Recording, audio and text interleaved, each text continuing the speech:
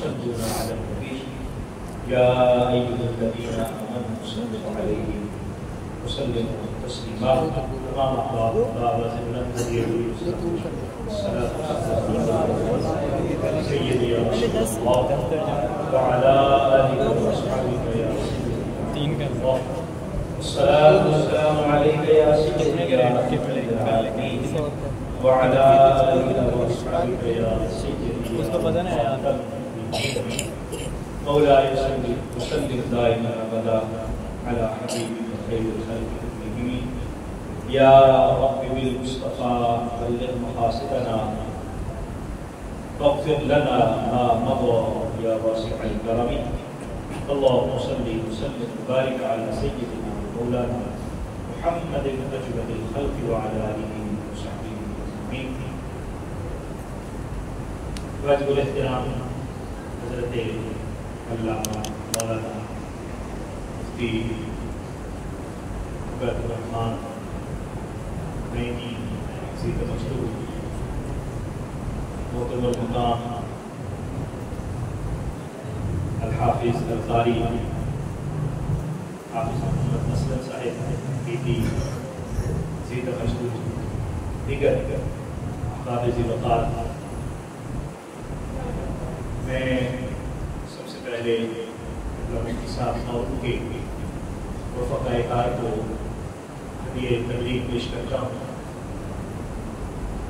ربیع الاول شریف کے بابرکت ایام میں انہوں نے یہ خوبصورت سلسلہ درس شروع کیا. اللہ کریم اس میں مزید برکتیں عطا فرمائے اور ان کو اس کار خیر پر اجر عظیم عطا فرمائے. ہمیں اس سے سیکھنے اور یاد رکھنے اور عمل کرنے کی توفیق عطا فرمائے. یقیناً نبی کریم صلی اللہ علیہ وسلم کی سیرت طیبہ کائنات کی وہ واحد سیرت ہے جو ہر اعتبار سے کامل بھی ہے، شامل بھی ہے، ہماگیر بھی ہے. اس میں کوئی نقص بھی نہیں ہے، اس میں کوئی عیب بھی نہیں ہے، کسی طرح کی کوئی کمی اور کوتاہی بھی نہیں ہے. نبی کریم صدر کائنات صلی اللہ علیہ وآلہ وسلم کی ذات مبارکات حضرت آدم علیہ السلام سے لے کر آج تک اور قیامت تک واحد سیرت ایسی ہے جو ہمارے پاس الحمدللہ موجود ہے. انبیاء کرام اپنے اپنے زمانے میں کامل ہستیاں ہوتی ہیں. ہر نبی اپنے زمانے کا کامل ترین فرد ہوتا ہے اور ہر نبی اپنے زمانے کے تمام لوگوں سے افضل ترین ہوتا ہے. اسی طرح اس کی سیرت، اس کا کردار بھی سب سے افضل اور اعلیٰ ہوتا ہے.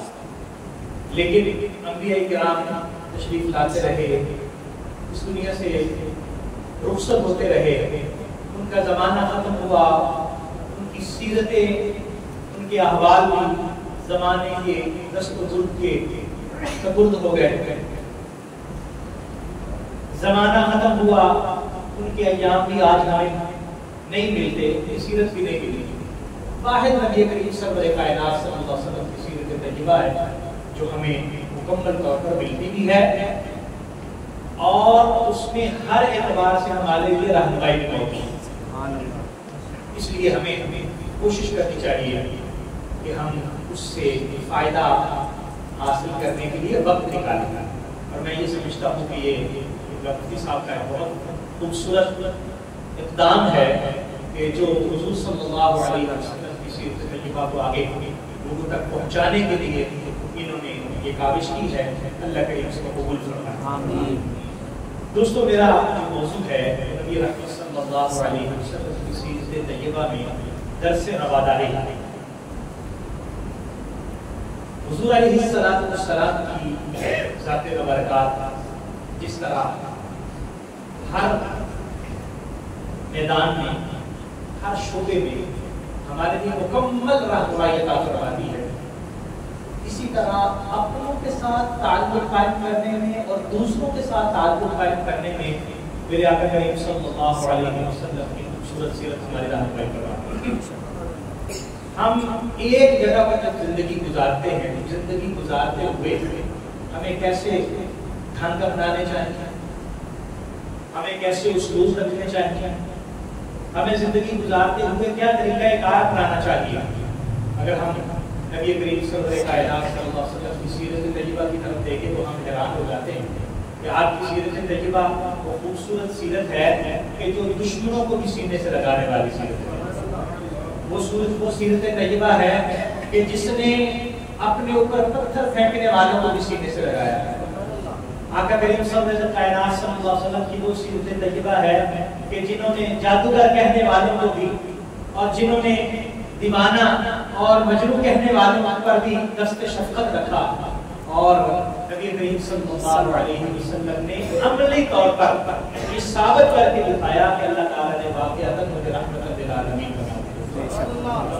دیکھیے میرے آقا جب اعلان نبوت فرماتے ہیں تو وہی لوگ جو حضور علیہ السلام کی گرویدہ تھے حضور کے دشمن بن جاتے ہیں. صرف کس وجہ سے؟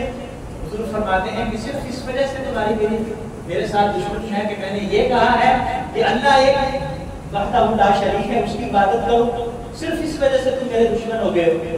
میرا کردار دے، میرے اخلاق دے، میں نے زندگی تمہارے درمیان بسر کی ہے. فقط لبثت فیکم عمرا من قبلہ افلا تعقلون. میری عمر کے 40 سال تمہارے درمیان گزرے، اس کے باوجود بھی تمہیں اس بات کا شعور نہیں ہے. خیر لوگوں نے جو کرنا تھا وہ ان کی عادت ہے، ہر ایک کی اپنی اپنی فطرت. کسی نے کیا کہا، کسی نے کیا کہا، لیکن میرے آقا کریم صلی اللہ علیہ وسلم سب کے لیے دست شفقت رکھنے والے اور سب کے اوپر سایہ شفقت فرمانے والے. اور آپ انتہا دیکھیے کہ جب حضور تبلیغ فرماتے ہوئے مکہ سے باہر جاتے ہیں اور طائف کی طرف نکلتے ہیں تو طائف کے لوگوں نے میرے آقا کریم صلی اللہ علیہ وسلم کو کیسے پریشان کیا. طائف کے لوگوں نے پتھر بھی برسائے، طائف کے لوگوں نے اتنا تنگ کیا کہ حضور کے جوتے مبارک لہو سے لبریز بھر گئے.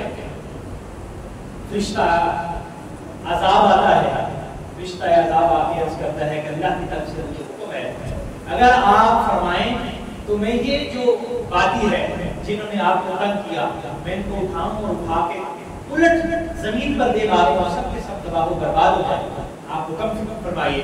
میرے آقا کریم صلی اللہ علیہ وسلم فرماتے ہیں میں ان کے لیے رحمت بن کے آیا ہوں، میں ان کے لیے زحمت بن کے نہیں آیا. پھر حضور فرماتے ہیں کہ میں اللہ تبارک و تعالیٰ سے امید رکھتا ہوں کہ انشاءاللہ اللہ کریم ان کو ہدایت عطا فرمائے، اور اللہ کی بارگاہ میں دعا مانگتے ہیں اللہ میری قوم کو ہدایت عطا فرما. یہ مجھے جانتے نہیں ہیں، میری قوم کی رہنمائی فرما، یہ مجھے سمجھتے نہیں ہیں. اور پھر وہی لوگ جنہوں نے آقا کریم صلی اللہ علیہ وسلم کو پریشان کیا، ایک وقت آتا ہے کہ میرے آقا کریم صلی اللہ علیہ وسلم کے سامنے کھڑے ہوئے، حضور علیہ السلام کے سامنے ہاتھ باندھے کھڑے ہوئے.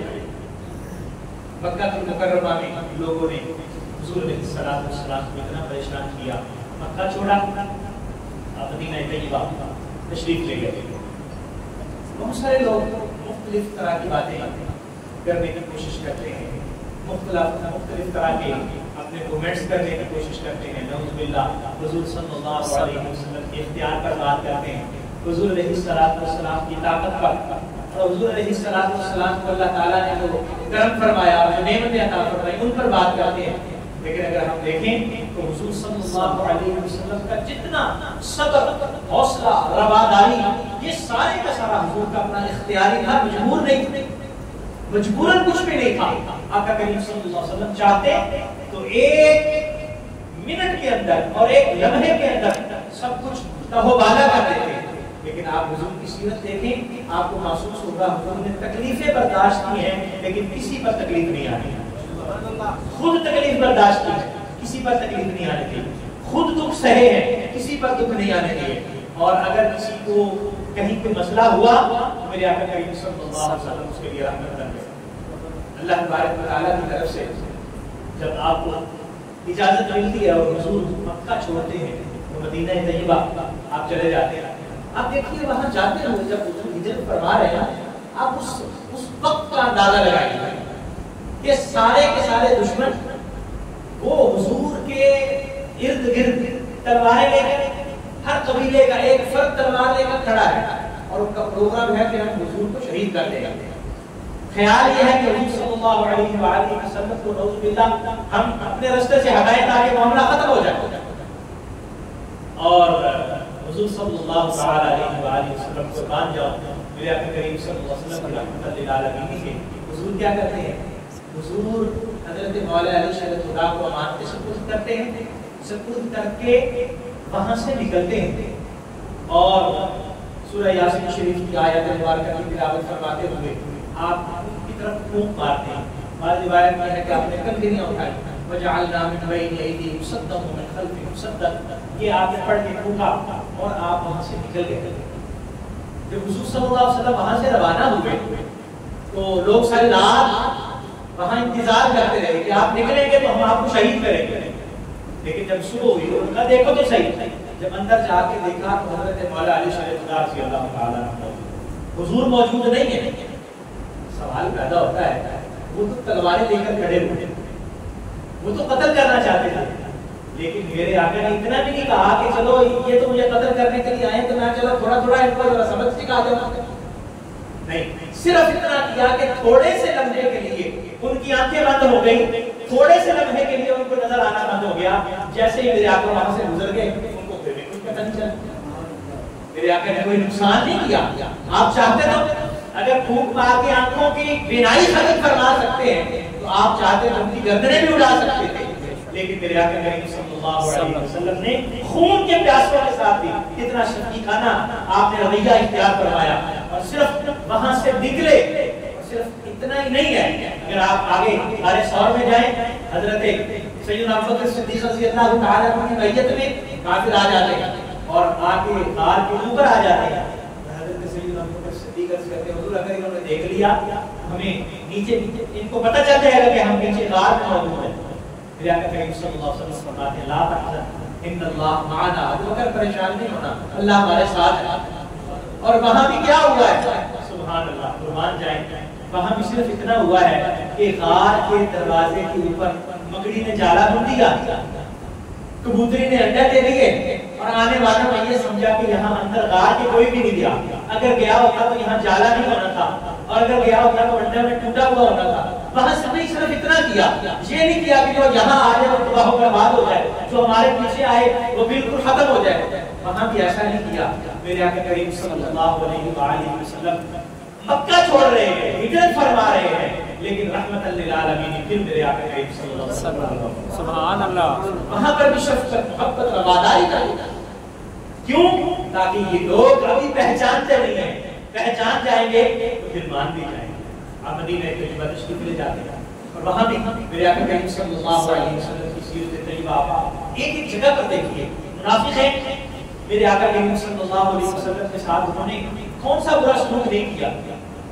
پہلے میرے آقا کریم صلی اللہ علیہ وسلم کو پریشان کیا اور پھر کافروں کے ساتھ ملے، حضور علیہ السلام طرح طرح سے جگہ جگہ پر، جہاں تک کہ حضور کو شہید کرنے کے بھی سازشیں کی گئی، اور پھر دوسری طرف یہودی انہوں نے بھی ایسا کیا، لیکن حضور علیہ السلام ان سے معاہدہ فرما رہے ہیں۔ بساط مدینہ پر حضور علیہ السلام معاہدہ فرما رہے ہیں، اور جتنے بھی قبائل ارد گرد کے ہیں ان کو ساتھ ملا کے ان کو ایک دوسرے کے ساتھ جوڑ کر حضور رکھنا چاہتے ہیں، اور سب کو یہ سکھا رہے ہیں کہ ایسے ہیں، ایسے ہیں، ایسے ہیں۔ اور اگر کوئی شخص سمجھتا نہیں ہے تو پھر میرے آقا اس کو بڑی محبت کے ساتھ سمجھاتے ہیں۔ ایک بڑی معروف صحابی حضرت سمامہ بن اسعد رضی اللہ تعالیٰ عنہ کا واقعہ، پہلے حضور علیہ السلام کے شدید دشمن تھے، اور اتنے دشمن ہیں کہ انہوں نے اعلان کر رکھا تھا کہ جہاں کہیں مجھے نبی کریم صلی اللہ علیہ وسلم ملیں گے میں ان کو شہید کر دوں گا، جہاں بھی مجھے ملیں گے۔ ایک صحابہ کرام کے حضور نے سریہ روانہ کیا، سریہ اس جنگی مہم کو کہتے ہیں جو حضور نے بھیجی ہو اور خود اس میں شرکت نہ فرمائی۔ غزوہ وہ جنگی مہم ہوتی ہے جس میں حضور نے خود شرکت فرمائی، اور سریہ اس کو کہتے ہیں جو حضور نے بھیجا اور خود تشریف نہیں لے گئے۔ حضور نے بھیجا تو سمامہ پکڑے حضور کی خدمت میں ان کو قید کر کے لایا گیا، جکڑ کے حضور کی بارگاہ میں مسجد میں تشریف لے آیا گیا۔ نبی کریم صلی اللہ علیہ وسلم نے فرمایا ان کو مسجد نبوی کے ستون کے ساتھ باندھ مسجد نبوی کے ستون کے ساتھ باندھ دیا. حضور صلی اللہ علیہ وسلم نے فرمایا ہاں میرے ساتھ کیا مسئلہ ہے, کیا بات ہے؟ اس نے کہا مجھے آپ نے گرفتار کر لیا, اگر مجھے قتل کرنا چاہتے ہیں میں بڑے قیمتی خون والا ہوں, اگر مجھے قتل کریں گے تو میرے پیچھے بدلے لینے والے بڑے بندے ہیں, اور اگر مجھے پیسے لے کر معاف کر دیں گے تو جتنے پیسے کہیں گے میں اتنے پیسے دینے کے لیے تیار ہوں. یہ بنو حنیفہ قبیلے سے تعلق رکھتا تھا, اسی سے جس قبیلے کے ساتھ مسلمہ کذاب کا تعلق تھا, بڑا سردار تھا. حضور صلی اللہ علیہ وسلم کو دھمکیاں شمکیاں لگا رہا تھا, عرض کرتا ہے کہ نعوذ باللہ من ذالک آپ مجھے اتنے زیادہ نفرت والے ہیں کہ دنیا کے اندر اتنے مجھے کسی سے نفرت نہیں ہے جتنی آپ سے. حضور کے سامنے بات کر حضور نے فرمایا اس کو کہتا رہتا ہے جب ضرورت پیش آتی ہے ان کو کھولتے قضائے حاجت کے لیے مسجد سے باہر چل جاتے, کھانا کھانے کی ضرورت ہوتی کھانا کھلاتے, پھر حضور فرماتے اس کو غریب آتے. ایک دن گزرا, دوسرا دن گزرا, تیسرا دن حضور سوال کرتے وہ جواب اسی طرح بدتمیزی سے جواب دیتا. 3 دن جب ہو گیا حضور نے فرمایا اس کو کھول دیا, جاؤ چلے. صحابہ بڑے حیران ہوئے کہ یا رسول اللہ صلی اللہ علیہ وسلم 3 دن آپ نے اس کو باندھے رکھا, کوئی سزا بھی نہیں دی, کوئی کچھ بھی نہیں کہا, اور آپ کے ساتھ اتنی بدتمیزی کرتا رہا, آپ ہمیشہ شفقت ہی فرماتے رہے, تھوڑا آپ نے کچھ بھی نہیں کہا, چھوڑ دیا. اگر نبی صلی اللہ علیہ وسلم تھوڑی دیر گیا باہر گیا, باہر جا کے اپنے کپڑے دھوتا ہے, دھو کے کنویں پہ جا کے غسل کرتا ہے, غسل کر کے نبی کریم صلی اللہ علیہ وسلم کی خدمت میں حاضر ہوتا ہے, اور حاضر ہو کے عرض کرتا ہے مجھے اپنا ہاتھ آگے بڑھائیے, میں کلمہ پڑھنا چاہتا ہوں, مجھے مسلمان کر. سبحان اللہ, سبحان اللہ. صحابہ بڑے حیران ہوئے کہ حضور نے کچھ بھی نہیں کہا, یہ مسلمان ہونے کے لیے کیسے آ گیا؟ حضور نے فرمایا اب بات بتا, اب تیرے پاس کیا بات ہے؟ وہ کہنے لگا کہ 2-3 دن وہی بات تھی جو آپ کہتے رہتے اور میں آپ کو عرض کرتا رہا. آج یہ بات ہے کہ کائنات میں آپ سے بڑھ کر مجھے کوئی بھی پسندیدہ نہیں. سبحان اللہ. آج یہ بات ہے کہ آج میں آپ کا غلام بننے کے لیے تیار ہوں اور میں آپ کی خدمت میں حاضر ہو گیا. نبی کریم صلی اللہ علیہ وسلم نے قبول فرمایا, آپ نے بیعت فرمائی, اسے کلمہ پڑھایا, چلا گیا. عرض کرنے لگا کہ میں عمرہ کرنے کے لیے جانا چاہتا ہوں, مجھے اجازت دے. عمرے کے لیے چلے. صحابہ کرام بڑے حیران ہوئے, اور صحابہ کرام پریشان تھے بھی. حضور علیہ السلام نے ظاہری طور پر کچھ نہیں فرمایا, لیکن اہل سیر لکھتے ہیں, اہل اللہ لکھتے ہیں کہ اصل میں اس نے نبی کریم صلی اللہ علیہ وسلم کو دیکھا ہوا نہیں تھا. حضور علیہ السلام چاہتے تھے کہ یہ مجھے دیکھ لے. دیکھنے کے بعد پھر تو 3 دن حضور نے اس کو ادھر رکھا. 3 دن اس نے حضور صلی اللہ علیہ وسلم کو دیکھا, اور جب دیکھا فرمایا اب تو آزاد ہے.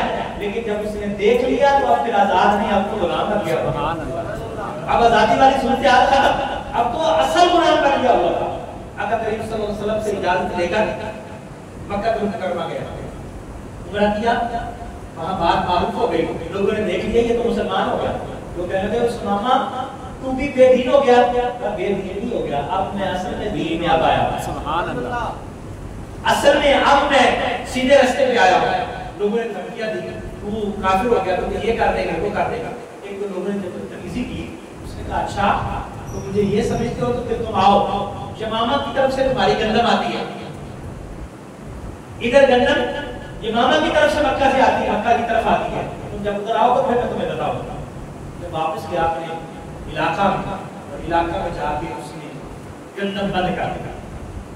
انہی مکہ والوں کی گندم بند کر دی, انہی لوگوں کی گندم بند کر دی جنہوں نے نبی کریم صلی اللہ علیہ وسلم کو پریشان کیا, تنگ کیا.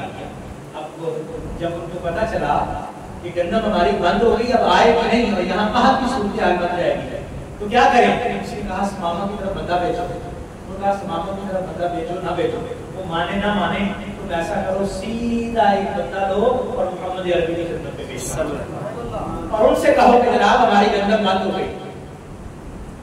وہی لوگ جنہوں نے حضور کو مکہ المکرمہ سے نکالا, وہ اپنی گندم کی رسد کھلوانے کے لیے آقا کریم صلی اللہ علیہ وسلم کی خدمت میں جاتے ہیں.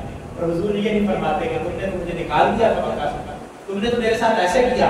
حضور صلی اللہ علیہ وسلم فوراً خط روانہ کرتے ہیں اور سمامہ کو پیغام دیتے ہیں, سمامہ ہمارا ان کے ساتھ جو مخالفت کا سلسلہ ہے وہ اپنی جگہ پر ہے، لیکن کسی کی روٹی نہیں بند کرنی چاہیے، کسی کی گندم نہیں بند کرنی چاہیے۔ یہ میرے آقا کریم صلی اللہ علیہ وسلم کی خوبصورت رواداری کا سبق تھا جو حضور علیہ السلام نے سکھایا۔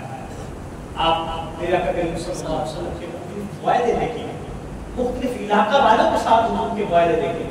حضور صلی اللہ علیہ وسلم صلح حدیبیہ کا معاہدہ دیکھیں، آپ حیران رہیں گے کہ صلح حدیبیہ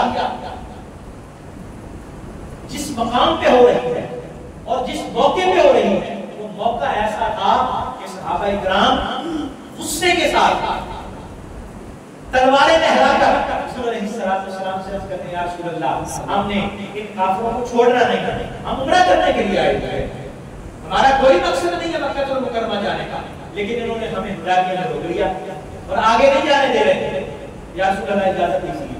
لیکن میرے آقا کریم صلی اللہ علیہ وآلہ وسلم آپ فرماتے ہیں ہم نے حوصلے کے ساتھ، رمضانی کے ساتھ، پیار کے ساتھ کام کو لے کر چلنا ہے۔ جب ادھر سے ایک کافر آتا ہے، عروہ بن مسعود ثقفی آ کے دیکھتا ہے نبی کریم صلی اللہ علیہ وسلم مقام حدیبیہ پر تشریف فرما اور صحابہ کرام 1400 یا 1500 صحابہ کرام کا عاشقان کا پورا قافلہ حضور علیہ السلام کی معیت میں ہے۔ وہاں صورتحال ایسی ہے کہ وہی عروہ بن مسعود ثقفی واپس جا کر اہل مکہ کو کہتا ہے کہ تم نے جن کے ساتھ دشمنی بول دی ہے، میں تمہیں نصیحت کرتا ہوں کہ واپس آ جاؤ، باز آ جاؤ، تمہارا نقصان ہوگا۔ تم نے جن کے ساتھ دشمنی بول دی ہے وہ ایسی ہستی ہے کہ میں نے آج تک کیسر و کسریٰ کے دربار دیکھے، میں نے بڑے بڑے بادشاہوں کے دربار دیکھے، میں نے کسی سے ایسے محبت کرنے والا نہیں دیکھا جیسے اس کی صحابیوں کے ساتھ محبت۔ تم نے کیا دیکھا؟ جب میں نے دیکھا کہ جب وہ وضو کرنے کے لیے پانی لیتے ہیں تو وہ وضو کا پانی جو ان کے جسم اطہر سے لگ کر نیچے گرتا ہے وہ نیچے نہیں گرتا، وہ صحابہ کرام کے ہاتھ میں اوپر گرتا۔ ہم نے اتنی محبت کرنے والا کسی کو نہیں دیکھا۔ اور جب وہ اپنی بلغم مبارک باہر نکالتے ہیں تو وہ اس زمین پر نہیں گرتی، وہ جب باہر نکالتے ہیں تو کسی نہ کسی صحابی کا ہاتھ ہوتا ہے اور وہ ہاتھ زمین پر بلغم گرنے سے پہلے وہ ہاتھ پر ہوتی ہے اور پھر وہ ہاتھ کمال کر اس کو اپنے جسم سے باہر۔ ہم نے اتنی محبت کبھی کسی سے نہیں دیکھی۔ یہ ان کی محبت ہے، یہ ان کی شفقت ہے کہ پھر بھی تم سے معاہدہ کرتے ہیں، پھر بھی تمہارے ساتھ نرمی کا اظہار فرماتے ہیں اور شفقت کے ساتھ تمہارے ساتھ معاملات کر رہے ہیں۔ تم باز آ جاؤ ان چیزوں سے، خیر معاہدہ ہو گیا۔ دوران معاہدہ صحابہ کرام نے عرض کیا، رسول اللہ یہ جو شکیں لکھی جا رہی ہیں یہ تو ہمارے خلاف تھا، یعنی ایک شک آپ دیکھیں، ایک شک، معاہدہ تو برابری کا ہوتا ہے نا، ایک شک سے دیکھیں یہ ہے کہ اگر کوئی شخص مدینہ سے کافر ہو کر، کوئی مسلمان مدینہ سے کافر ہو کر مکہ چلا جائے گا تو مکہ والے اس کو واپس نہیں کریں گے، اور اگر کوئی مکہ سے مسلمان ہو کر مدینہ چلا جائے گا تو مدینے والے واپس کریں گے۔ صحابہ بڑے حیران ہوئے، حضرت عمر فاروق حضور کی خدمت میں حاضر ہوتے ہیں، عرض کرتے ہیں یا رسول اللہ آپ اللہ کے نبی آپ حق پہ ہیں تو پھر ہم یہ معاہدہ کیوں کریں؟ میرے آقا کریم صلی اللہ علیہ وسلم سے فرمایا عمر حوصلہ کرنا، اللہ تبارک و تعالیٰ انشاءاللہ ہمارے ساتھ۔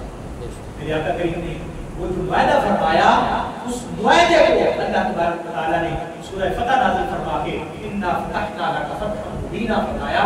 محبوب آپ نے رواداری کا اظہار کیا، شفقت کا اظہار کیا، اللہ کریم نے آپ کو فتح مبین کی خوشخبری عطا کی۔ سبحان اللہ۔ اور یہ جو صلح حدیبیہ ہے یہ فتح مبین کا پیش خیمہ بنی اور اللہ کریم نے پھر فتح مکہ عطا فرمایا۔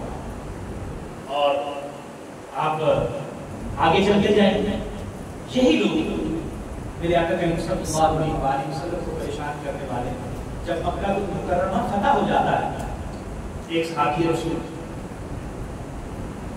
مدنی صحابی انصاری صحابی وہ تلوار لہراتے ہوئے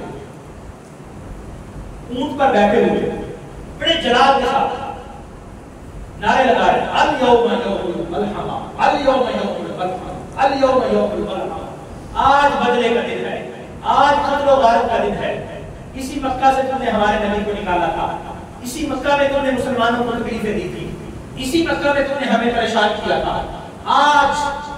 آج بدلے کا دن ہے، آج ہم معاف نہیں کریں گے، آج اڑا کے رکھ دیں گے۔ میرے آقا کریم صلی اللہ علیہ وسلم نے جب یہ جلالی الفاظ سنایا، انہوں نے فرمایا کہ کون ہے اس کا اللہ؟ حضور علیہ السلام آپ نے جن کو علم بردار بنایا ہے وہ عرض کر رہے ہیں صلی اللہ علیہ وسلم نے ان کو کہو کہ آج یہ نہیں کہنا۔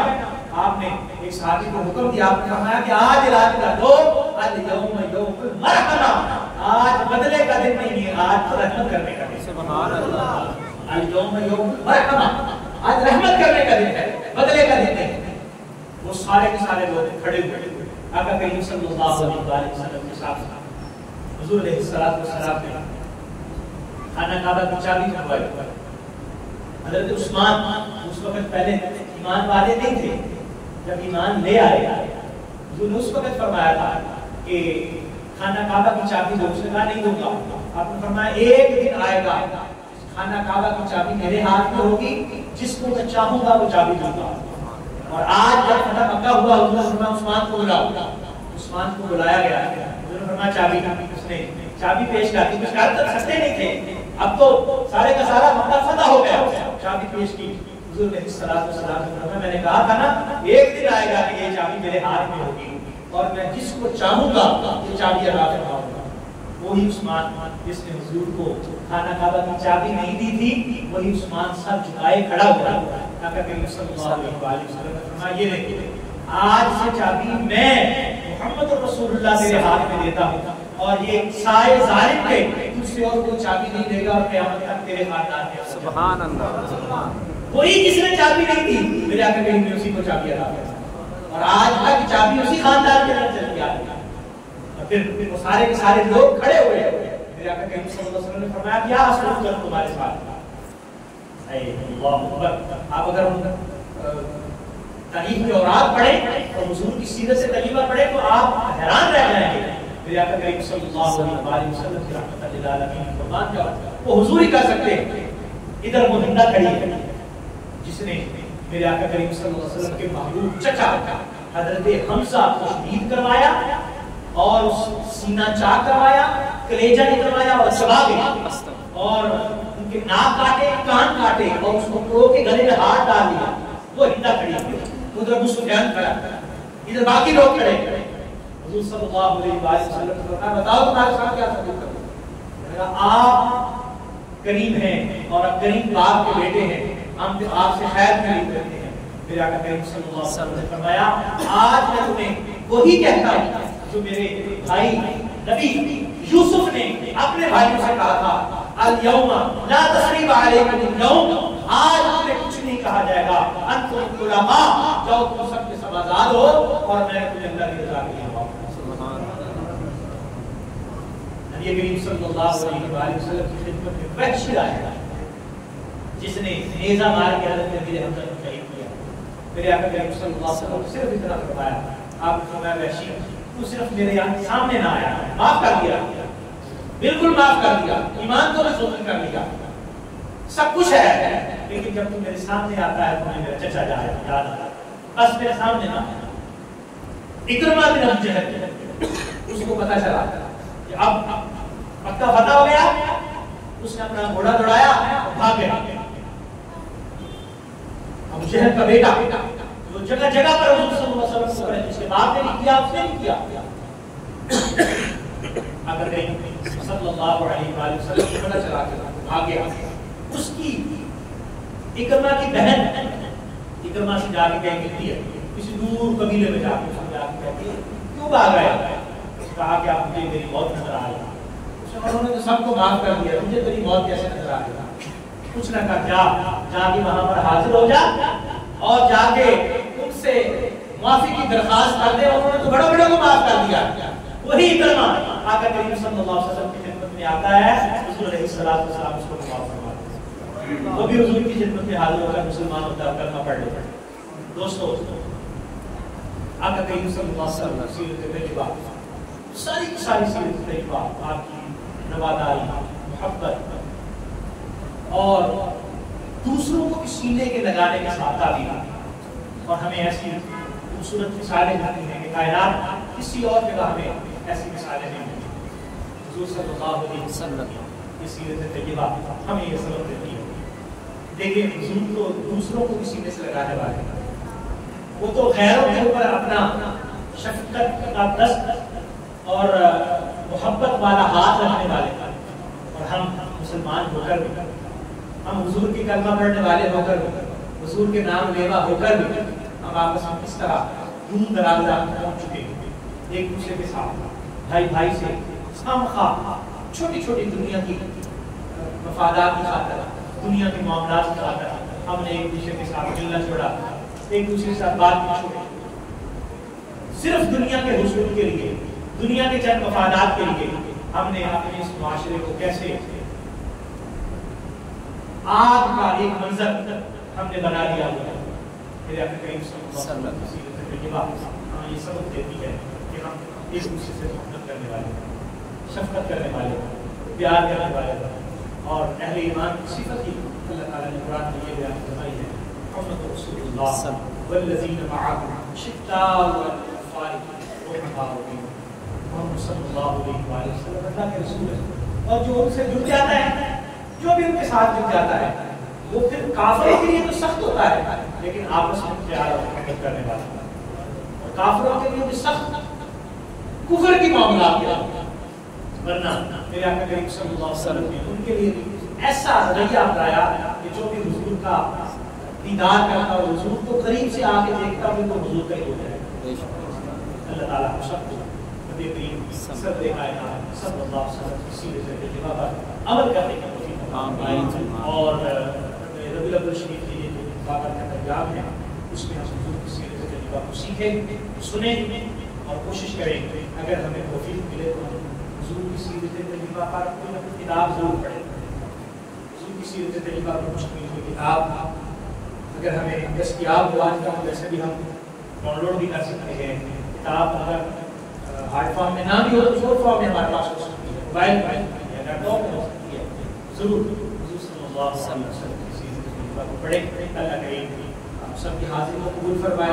یہ جو سلسلہ خیر جاری ہوا ہے مفتی صاحب اور ان کے جو دوست احباب ہیں ہم نے شروع کیا, اللہ کریم اس کو جاری ساری فرمائے اور ہم سب کی خدمت کو, ہم سب کے معاملات کو اللہ کریم خیر پر مشتمل فرمائے اور ہمیشہ نبی کریم صلی اللہ علیہ وسلم غلامی کے اندر زندگی غلام میں خاتمہ نصیب فرمائے. آمین.